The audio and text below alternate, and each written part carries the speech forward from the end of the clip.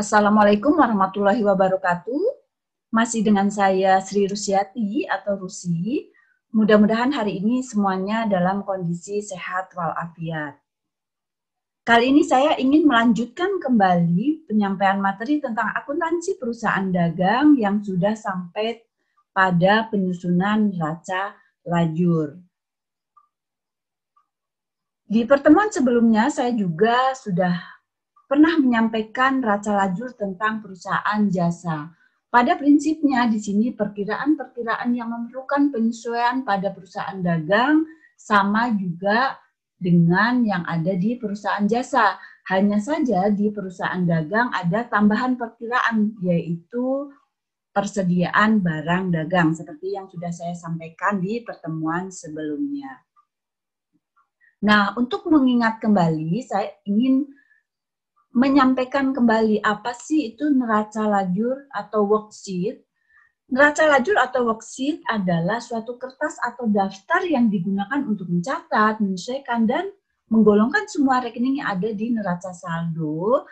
Dan neraca lajur ini dibuat pada saat perusahaan akan menyusun laporan keuangannya. Tujuannya apa membuat neraca lajur bagi perusahaan?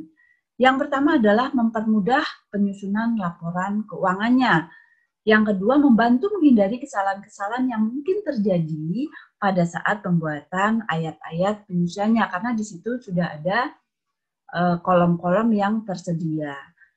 Yang ketiga, memungkinkan penyesuaian laporan keuangan sementara tanpa harus menyelenggarakan jurnal penyesuaian secara formal. Jadi perusahaan langsung bisa membuat ayat jurnal penyesuaian menggunakan kolom-kolom yang ada di neraca lajur tanpa harus membuat tersendiri jurnal penyesuaian.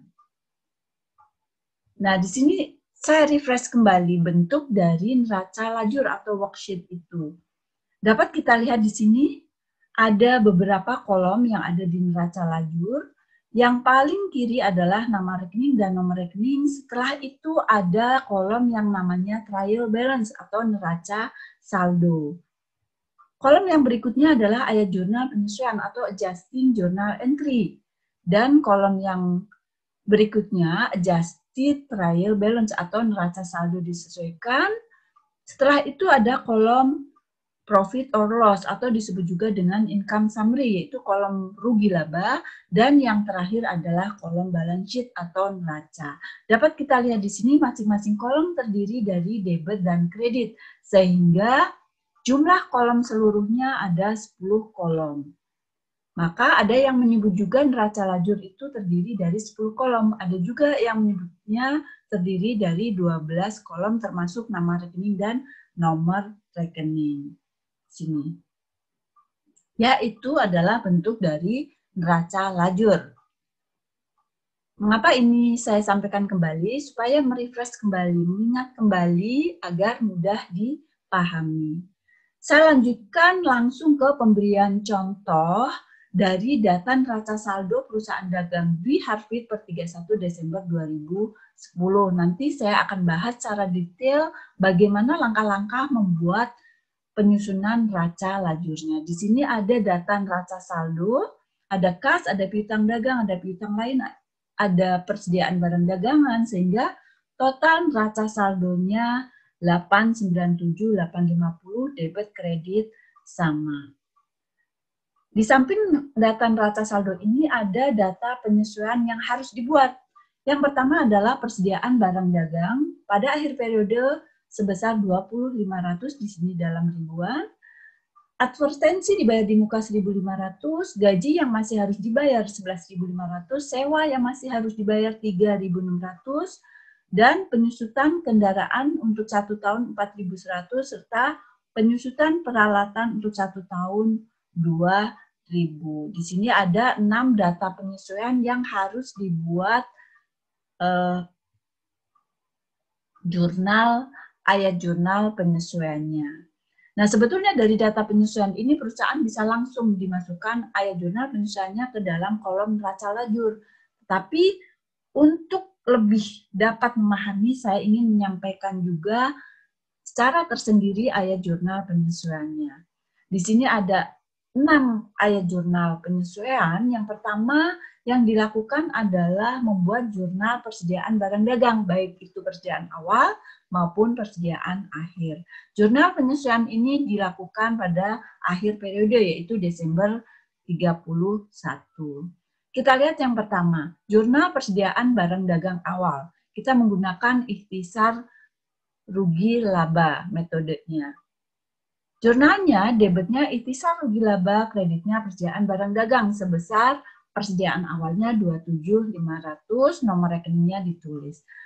Jurnal persediaan barang dagang akhir, debitnya persediaan barang dagang, kreditnya ikhtisar rugi laba sebesar 20.500. Jurnal yang kedua, advertensi dibayar di muka. Jurnalnya debit advertensi dibayar di muka, kreditnya biaya advertensi sebesar 1.500. Nomor akunnya ditulis. Nah, advertensi dibayar di muka di sini, nomor perkiraannya belum ada sehingga harus dibuat baru. Begitu juga nanti untuk perkiraan-perkiraan yang lain yang belum ada dibuat baru. Jurnal yang ketiga, biaya gaji yang masih harus dibayar sebesar 11.500. Debitnya biaya gaji, kreditnya dibuat akun baru utang gaji sebesar 11.500.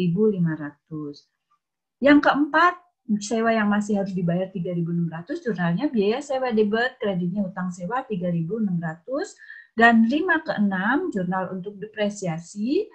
Debitnya yang pertama depresiasi kendaraan, kreditnya akumulasi depresiasi kendaraan sebesar 4.100, serta yang terakhir jurnalnya depresiasi peralatan, kreditnya akumulasi depresiasi peralatan sebesar 2.000. Nomor akunnya jangan lupa semua ditulis.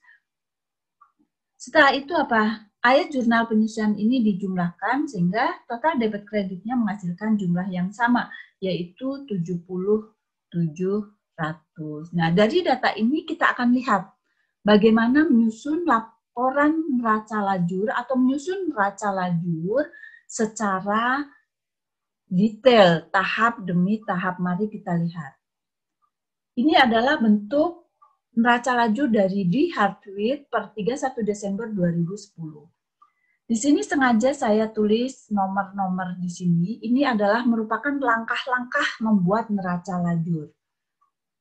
Di pertemuan sebelumnya sudah saya jelaskan secara detail, tapi saya akan mengulangi lagi bagaimana langkah-langkah membuat neraca lajurnya. Yang pertama yang dilakukan adalah memasukkan semua angka neraca saldo. Nama rekeningnya, nomor rekeningnya ditulis, angka neraca saldonya dimasukkan, sehingga memperoleh total debit kreditnya sama. Langkah yang kedua adalah membuat ayat jurnal penyesuaian dari data yang ada. Langkah yang ketiga, menghitung neraca saldo disesuaikan, yaitu dengan cara menambah atau mengurangi neraca saldo dengan ayat jurnal penyesuaiannya. Nanti jika neraca saldonya debit, ada transaksi debit menambah, dan jika transaksinya berlawanan mengurangi, sehingga memperoleh neraca saldo disesuaikan. Setelah neraca saldo disesuaikan semuanya sudah, dijumlahkan totalnya sama, pisahkan mana yang masuk ke rugi laba dan mana yang masuk neraca. Perkiraan-perkiraan mana saja yang masuk rugi laba, yaitu yang berhubungan dengan penjualan dan yang berhubungan dengan biaya. Yang masuk ke neraca yang berhubungan dengan aktiva, utang, dan modal. Kita harus hati-hati dalam memisahkan rekening-rekening tersebut supaya nanti hasilnya sesuai atau hasilnya benar. Mari kita lihat ayat jurnal penyesuaiannya satu persatu. Di sini saya sengaja diberi angka supaya jelas mana jurnal nomor 1, nomor 2, sampai nomor 6. Tadi nomor 1 ada jurnal persediaan barang dagang awal dan ada jurnal persediaan barang dagang akhir. Saya ingin memberikan contoh satu. Tadi persediaan barang dagang awal jurnalnya adalah ikhtisar rugi laba debit. Di sini debitnya ditulis, kreditnya ke persediaan barang dagang awal. Begitu juga untuk persediaan barang dagang akhir. Jurnalnya persediaan barang dagangnya debit, kreditnya ikhtisar rugi laba. Yang kedua tadi apa jurnalnya? Advertensi dibayar di muka. Di sini warna biru ini adalah akun-akun yang baru dibuat karena sebelumnya di neraca saldo belum ada. Jurnal yang kedua adalah advertensi dibayar di muka debit. Kreditnya apa? Biaya advertensi. Begitu seterusnya ayat jurnal pensiunannya, debit kreditnya dimasukkan, sehingga totalnya akan balance sebesar 70.700. Setelah itu langkah yang ketiga adalah menghitung neraca saldo disesuaikan. Saya kasih ilustrasi beberapa saja di sini karena durasi. Yang pertama misalkan kas 620.700, di sini tidak ada transaksi jurnal pensiun, maka saldonya tetap debit 620.700. Ibu kasih contoh yang ada transaksinya misalkan persediaan barang dagang. Saldo awal di debit 27.500. Ada transaksi debit 20.500, ada transaksi kredit 27.500. Maka transaksi debit dengan debit ditambahkan, dikurangin transaksi kredit, yaitu 27.500.